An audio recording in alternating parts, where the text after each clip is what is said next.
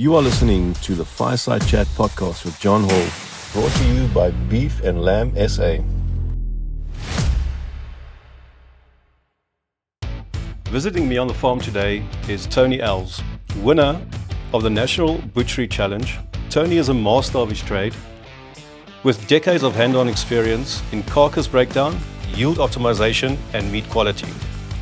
He represents the very best of traditional butchery skills combined with modern industry insights.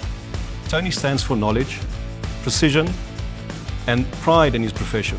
Today, we unpack butchers as trusted food experts, educators, innovators, and custodians of quality, and at the heart of their communities.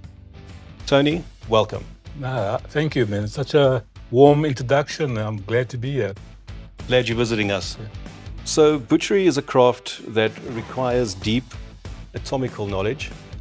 It requires precision, judgment, and also a brain for numbers. Each step of the value chain adds value at the end of the product. But your job is to take something, that the consumer can't necessarily, use or work with, and you turn it into culinary innovation. Carcass to steaks, essentially. Yes. How did your journey start? How did you get into this?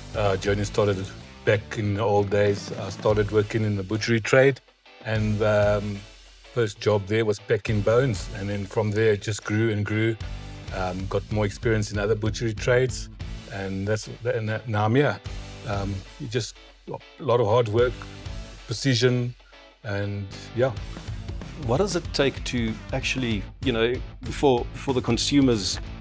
If a carcass lands on your, I'm going to call it table, lands on your table, how do you optimize that carcass? Is it possible to use everything on a carcass? Yes, it's possible to use everything. Fortunately, we're in a diverse country. We've got different cultures. So the head to tail scenario is applied. Okay. So everything gets used, nothing gets thrown away. Okay. Tony, what I gather from you is that like butchers are, they're professionals in their craft. They're like chefs or sommeliers.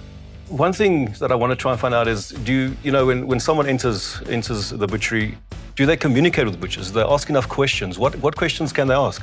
No, they don't ask enough questions. I think especially the housewives, they're a bit nervous when they see a whole lot of men behind the counter. So they're not asking a lot of questions. But they should. They should ask, where's this meat from? What region does it come from? Is it grain fed? Is it grass fed? Is it fresh or was it previously frozen? Okay. When did you cut this meat? All the serious questions, so Grass fed, grain fed. What do you prefer? Both. Both is good. Both is good. Two different things. Yes, two different things, two different flavors, but both is good. How do the butchers help families cook better? Waste less, use the meat or the product more, to its optimal, saving money. How do the butchers run that? For example, you would come in and you'll buy a whole piece of rump, and I would tell you, all right, let's take the cap off. You can use that for a nice braai. There's about 4 different muscles on the rump itself. Okay. So we'll separate all the muscles and then say, all right, this muscle you can use for your steaks, this one you can use for stewing, this you can use for braaiing, and so we'll help you out with that whole decision. It's clear that butcheries, they are evolving rapidly, like all industries, But the best professionals like yourself, they know the classic product, where innovation is needed. Yes. Let's talk about you. What are you currently seeing under the consumers? Yeah, so what I'm seeing is social media. Social media plays a big role in the new products. When the housewife or the bride guru comes to the shop and he wants a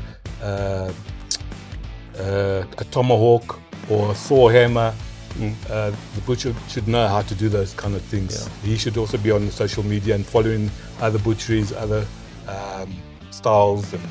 But the thing is, it's quite intimidating for someone, doing it the first time. Yes. So it's good to talk to your butcher. Yeah. They can run you through that. Tony, I have to do this. I'm sorry. I'm going to put you on the spot. Okay. What is your favorite cut of meat? So let's call it a budget cut. Yes. And a payday cut.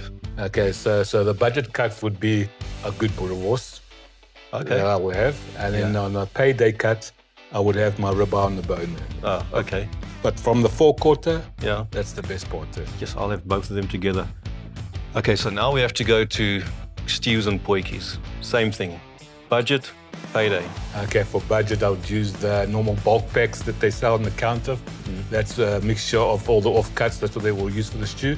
And then for payday, I would get myself a nice short rib, cut it about 2.5 centimeters each thickness, and use that for proper potjie. Fat and meat. Fat and meat and bone. Yeah. And That's all you need. that's all you need there. So most of my guests, like yourself, I get spoiled at this stage of our day. They bring a cut of meat, we cook it together. What are you doing? So I brought a 4-bone wing rib, which we're gonna now cut it up and present a beautiful ribeye on the bone. Wow, awesome. Let's head to the kitchen. Okay, thank you. This is an intimidating piece of meat. What have we got, Chad? We've got a wing rib that comes off a forequarter. Yeah. And now we're gonna trim it up and get a ribeye on the bone. Beautiful. All right. So work your magic. All right, let's work at it. So we're going to take the flap off first.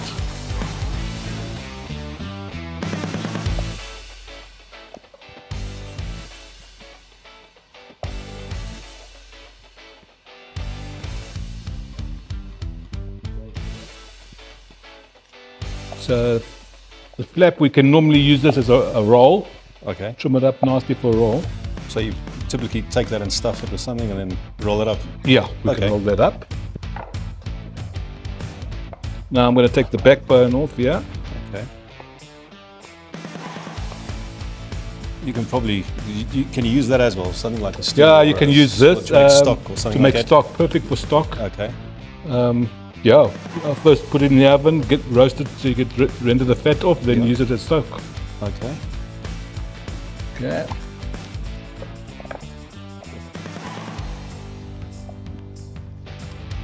And I suppose it's the same thing with all that nice pieces of fat and That's it, yeah. beautiful.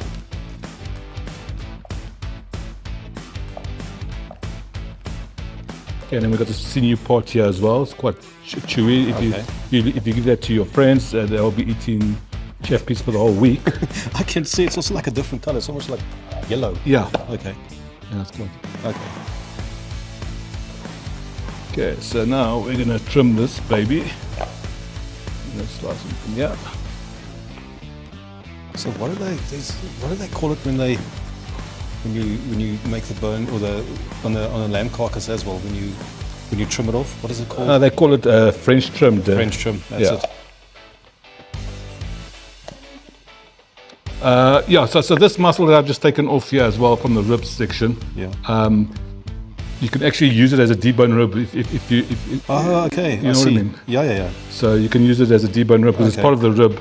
Okay. It's a bit tougher than this. Yeah. Obviously, the cooking process will probably be first boil it before you put it on the fire. Yeah. Probably use it for something like a rib burger or something. Yeah. You see, when I get to the shop at the end of the day, this is already packed, and I had no idea the work that goes into this to get it into the steaks. So this, and this is quite nice. Ooh, This, you can use this as a nice for stew or something. Okay. Yeah, like you said, nothing gets wasted, eh? Nothing. So you see, you notice I wear a glove. I don't like stitches. I've had too many stitches in my life. So I must say, it's a very cool accessory. yeah, it's very cool. But it does more than that, eh? Yeah. I'm just taking all the excess meat here. And a sharp knife will do there. I was about to say, besides that, it's such a pleasure standing in the kitchen, looking at someone who actually knows what they're doing. Yeah, and it was quite quick. It was very quick. Now we're going to tie it up just to get it that nice shape. There's also a trick of the trade is this learning the knots of the twine. A simple loop, again, close. Okay, then I you can't slide teach it. somebody about that. So it's almost like a sliding knot or a Yeah, sliding and then loop. once you pull it, it will lock. Okay, then it sits. There, Oh, there's the beautiful shape. Yeah. Okay. So there it sits, it's locked. So if you cut this into steaks, do you actually use that as your guide? You can say That's so it, you yeah. just- In between that, you cut the Okay. steak. Okay. See, there it's locked. You can Actually, physically take the meat and throw it on the table. Yeah. And if the knot come loose, then you haven't done a good job.